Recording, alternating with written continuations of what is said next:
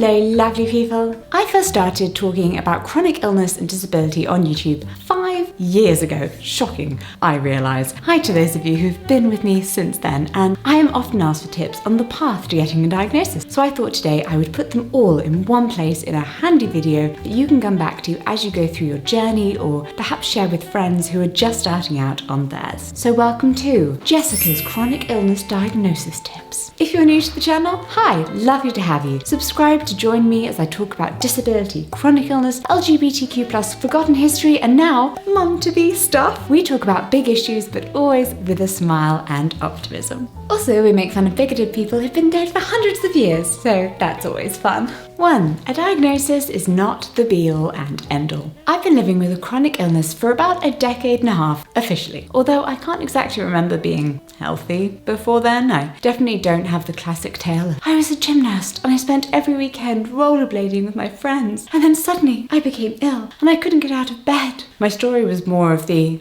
you want me to run over there with the other 5-year-olds? Really? With these knees? And they find this fun? Weirdos. So yes, I've experienced living for quite some time with symptoms and feeling rubbish, but not having a piece of paper given to me by a doctor that I can just wave around to show why I feel as bad as I do. It is worth remembering though that whilst a diagnosis often validates your lived experience for other people, goodness does it make life that little bit easier when it comes to financial welfare and accessing services that are just impossible to benefit from without that rubber stamp in your notes. It doesn't necessarily impact on your treatment or even your eventual prognosis. Having said that, a major reason I fought to have my own connective tissue disorder looked at again and re-diagnosed to a similar but slightly different connective tissue disorder was because I worried that I'd be missing out on more effective treatments, or that I'd be doing things to help my disorder that were either pointless or actively harmful in the long run. Getting a diagnosis can also be confusing because, as my story shows, a lot of people with a chronic illness will receive different and sometimes conflicting diagnoses from different doctors. And the cherry on top, getting a confirmed diagnosis is just too expensive for some people. And we should always keep in mind that having that word on your file doesn't make your experiences any more valid than those people who are going through exactly the same thing, but just can't afford the official process.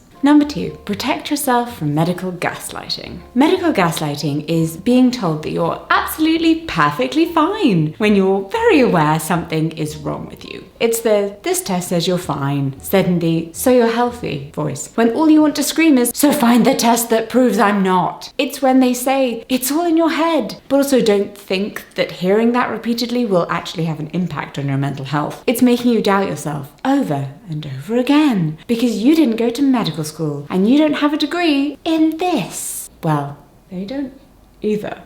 You might not have sat through classes in diagnostics, but you've sat with this body for however long it's been on the earth. You know what feels right and what doesn't. So remember, they might be an expert in your condition, but they're not an expert in you. We're all different. Our flesh and our bones are all different. You will reach a point where you feel like you physically cannot take being dismissed anymore. Like the people around you just don't understand your pain.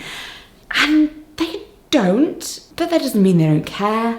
It's easy to lose faith in other people when you tell them that you struggle to get out of bed in the morning and they say, have you tried the couch to 5K challenge? Oh no, you have an integral misunderstanding about the formation of my being. They genuinely don't mean harm though, so try to hold in your heart that they don't. Unless they do, in which case they're just toxic people and you're better off without them anyway, regardless of the ties that supposedly bind you. Also hold yourself mentally as a special, beloved and cherished little being that you need to take care of. It can be incredibly draining when you're being dismissed by medical experts and thus denied access to the daily living services or assistance that would improve your life. For instance, it seems so small, but my God, my disabled parking pass makes a huge difference to my life. It allows me to actually leave the house regularly. Ignoring COVID. Because I can park near to where I actually need to go and I don't need to waste excess energy just walking to my destination. And I can relax in knowing that should something happen to me whilst out and about, which pretty often, I can just easily get back to the car and to safety. But I couldn't get that parking pass without my official diagnosis. And yet, I spent such a long time being dismissed that I also doubt my own diagnosis sometimes. When I was called in for my vaccine, I had a moment of, oh my God, that means I'm actually an ill person.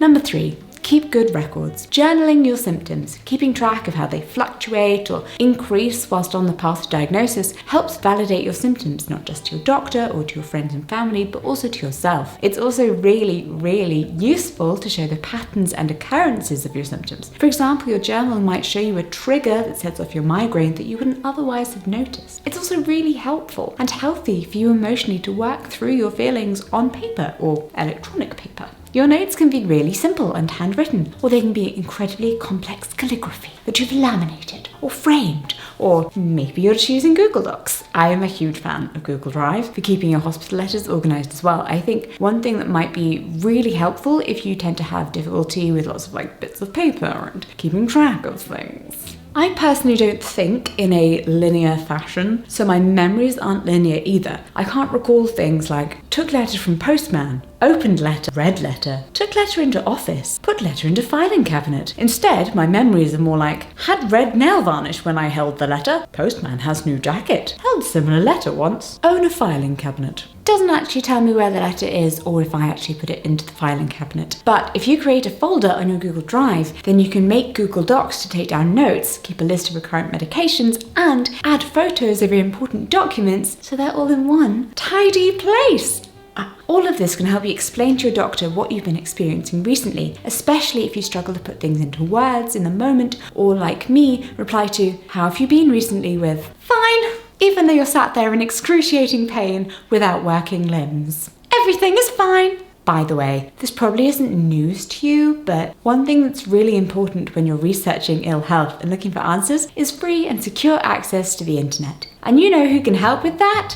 Surfshark VPN. A VPN is a virtual private network. Yeah, this is the advert bit. Basically the easiest and most secure way to use the internet without risking your activity being monitored or your identity being compromised. And I get that you're probably saying, "But Jessica, I'm not a spy." Unless of course you are a spy, in which case I'm really honoured that you're watching my channel.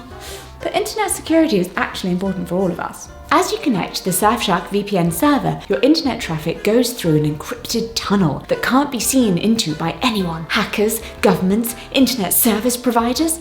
Plus, and let's be honest, way more importantly, a VPN allows you to change your virtual location, ensuring you access to sites and services that might otherwise be restricted, like Grey's Anatomy. I realise that's neither a website or a service, but did you know Grey's Anatomy is back?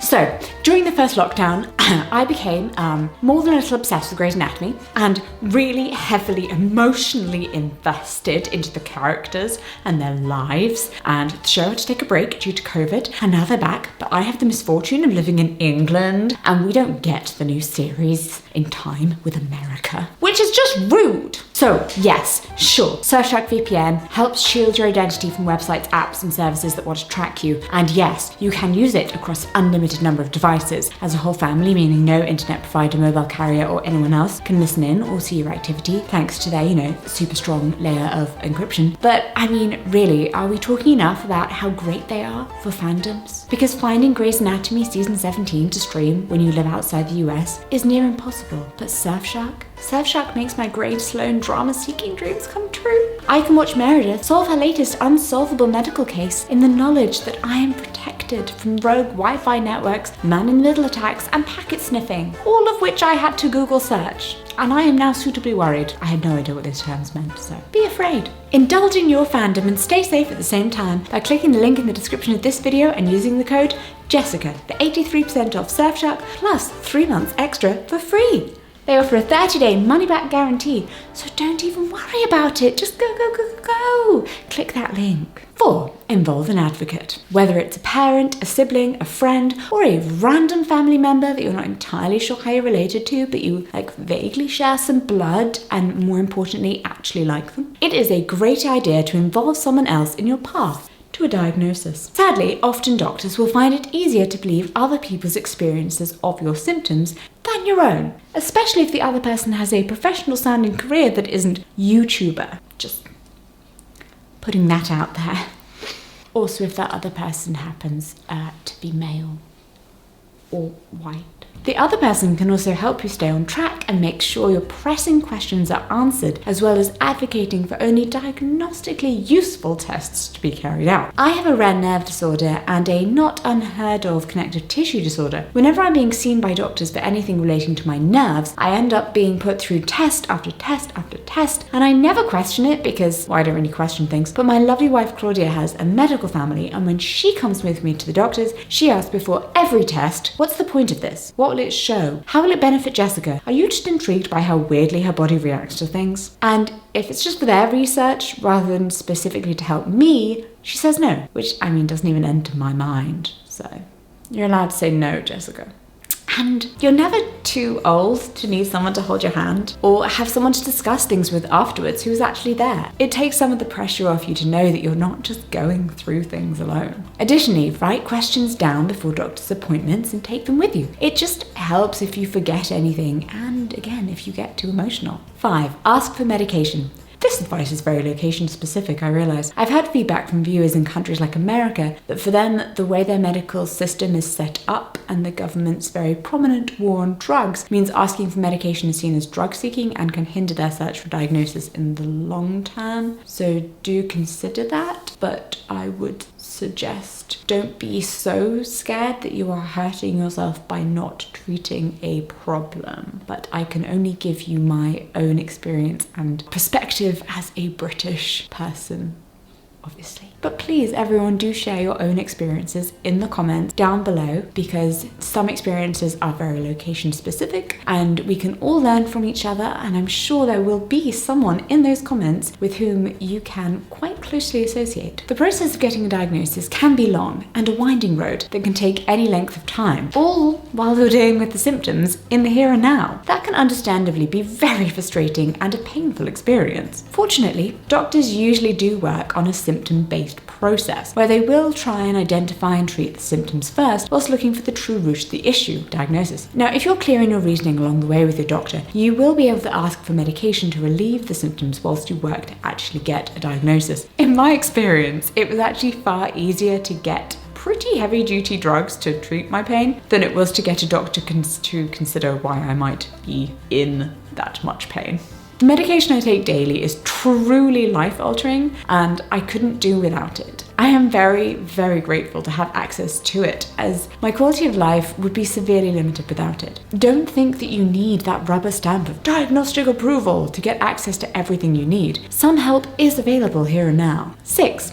Remember that your doctor is human. So we realised the other day that the majority of our baby's family either work or have worked for the National Health Service. 1 mother, 2 of 4 grandparents, all 3 aunts/uncles. What's the word for that? 2 great-grandparents, who are my grandparents. So we're a pretty medical family. But I often forget that doctors are human beings and that I can talk to them like they are. That sounds weird, but I have a feeling you get it. So doctors have this habit of talking in medical jargon or abbreviations and forgetting that the rest of us have absolutely no clue what on earth they're talking about. So if you're in an appointment and your doctor's saying something that you don't understand, it is perfectly fine to tell them to stop and start again, but this time in plain English. If you need them to slow down, then just explain and they will. It's your appointment. It's for you to get the information you need and also for you to help the doctor to determine the best treatment of care for you. In many ways, the path to a diagnosis is a process of collaboration between you and your healthcare team. Realizing that you can take control isn't